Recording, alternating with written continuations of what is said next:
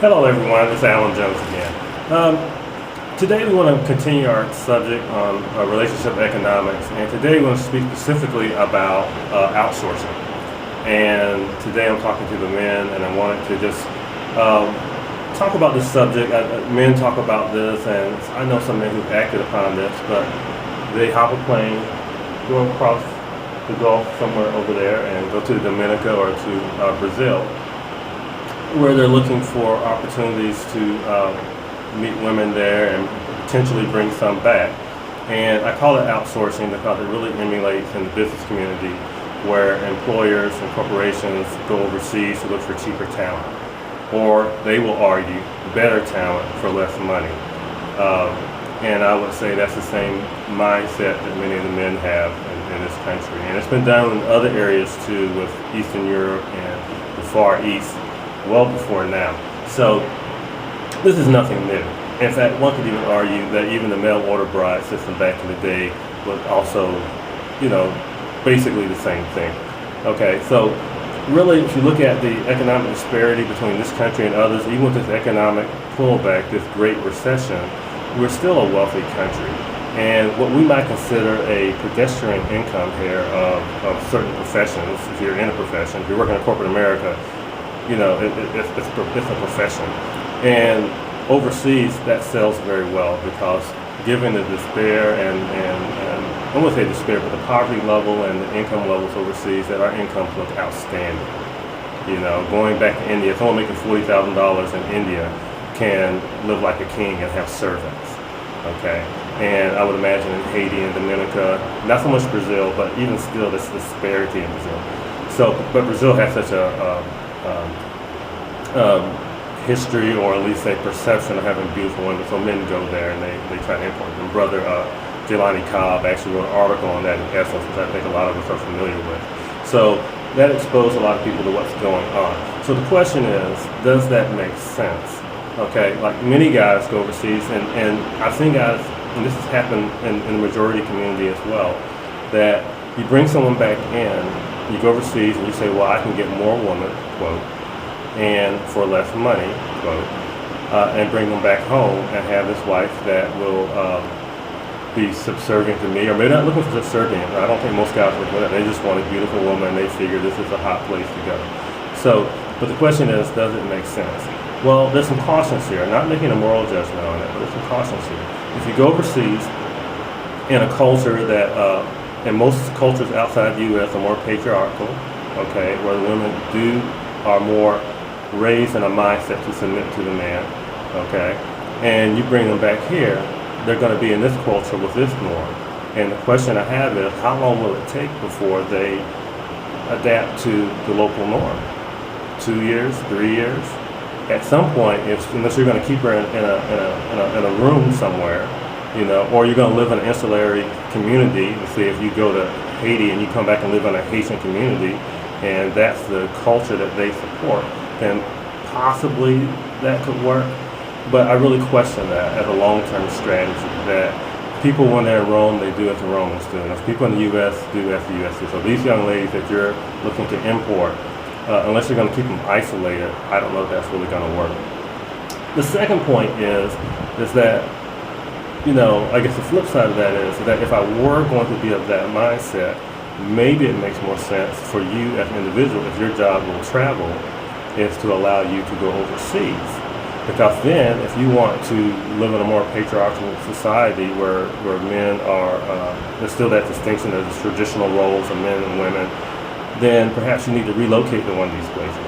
Because then you're going there and the whole community supports that same mindset that you're looking for.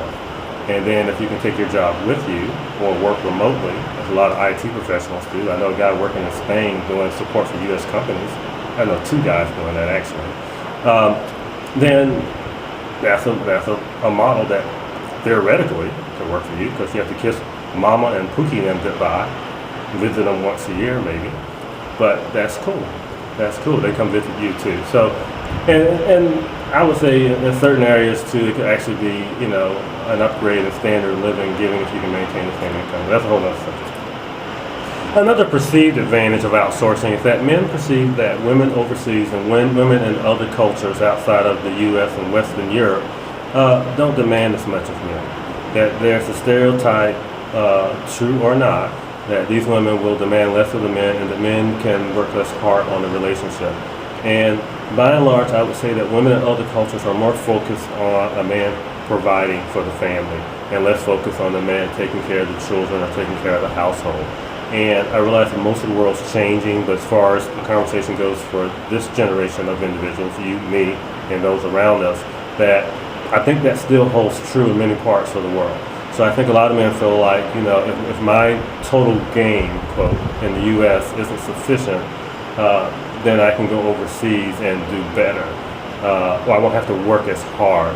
That I make a decent income. Why can't I live like these other guys? And I don't think it's quite what people believe overseas. But I think that it's definitely a difference between the relationship between men and women in this country and Western Europe and the rest of the world. And not saying that's a good thing. I think the progression of women is definitely a plus, and equality and equal treatment.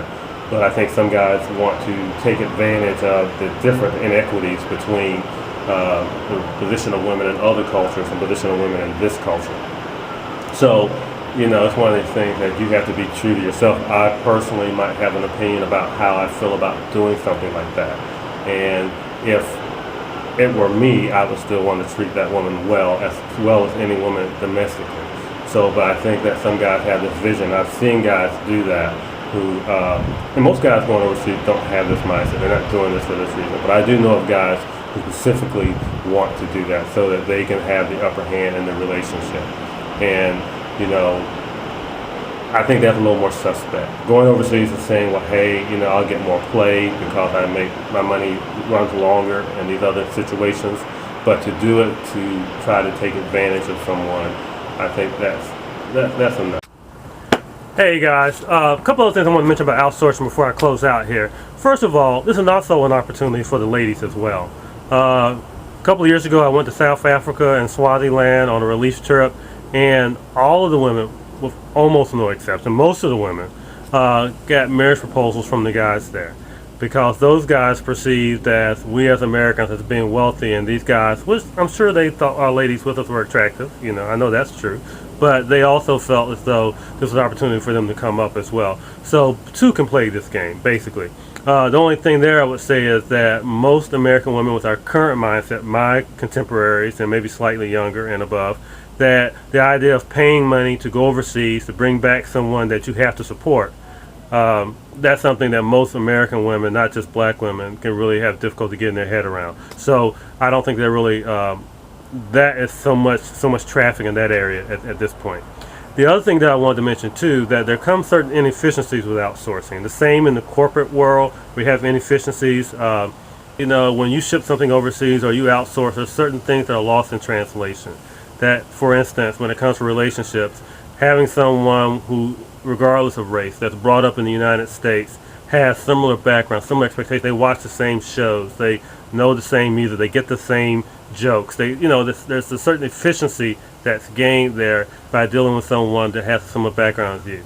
Now, of course, you close yourself out from the whole world sometimes when you do that as well, so that can be, something negative. But I'm just saying from a point of, of relationship management, that they get you, hopefully, and you get them. And a lot of nonverbal communication can take place in that regard. So going overseas, you may gain this, that, and the other thing, but also understand that there's a cost with that. There's always a cost. Okay, that's it for outsourcing. Next week, I want to talk to the guys again about some additional things and talk to you guys about how the game has changed. Some of you guys, I think you're doing your thing out there, and some of you are doing this and that, but you have to understand that the world as we know it has shifted.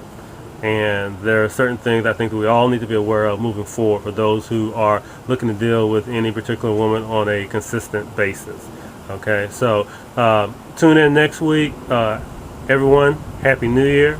God bless you all. And Lord willing, I'll see you next week. Take care. Peace.